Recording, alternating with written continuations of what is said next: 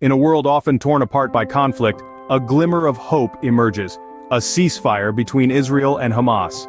This is not just another tick on the timeline of events, it represents something far more significant. A pause in violence, a respite for the innocent, and a chance for diplomacy to step in where weapons have failed.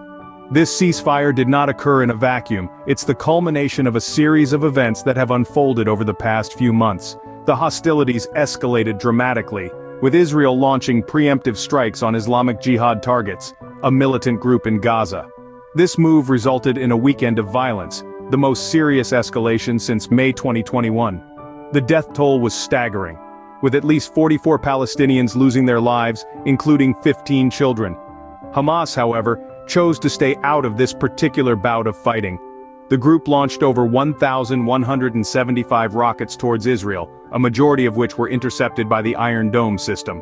The European Union called for an investigation into Palestinian civilian casualties, and the Palestinian Authority condemned Israel's military operation, calling for a strong response at the UN Security Council. Then came the turning point. The truce was announced, a ceasefire agreement reached, mediated by Egypt.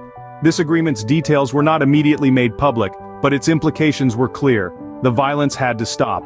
The ceasefire has held so far, and the world has been watching closely. The U.S. Secretary of State welcomed the ceasefire, expressing commitment to Israel's security. Fuel supplies were replenished in Gaza after the power plant ran out of fuel stocks. Israel's Prime Minister stated that the operation achieved its goals and restored deterrence. On the other side, U.S. President Joe Biden expressed support for Israel and hoped for the ceasefire to hold, emphasizing the need for a two-state solution and pledging to work with other countries to help rebuild Gaza. He stressed the importance of ensuring security for Palestinians in the West Bank and equal treatment of Israeli citizens, an endorsement of peace and stability in the region. The ceasefire's key points include restoring the supply of fuel to Gaza, a pressing humanitarian priority. It also involved Israel's claim that the operation significantly weakened Islamic Jihad, killing several senior leaders. But what does this mean for the future?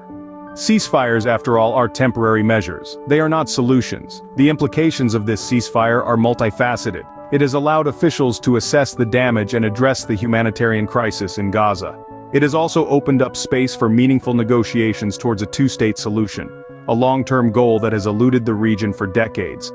However, the ceasefire is not without its challenges. The conflict could hinder Israel's recovery from the COVID-19 pandemic.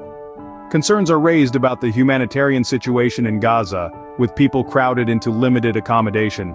In conclusion, this ceasefire is a step, albeit a small one, towards a more peaceful future. It's a reminder that while conflicts may seem insurmountable, there is always room for dialogue, negotiation, and ultimately, peace.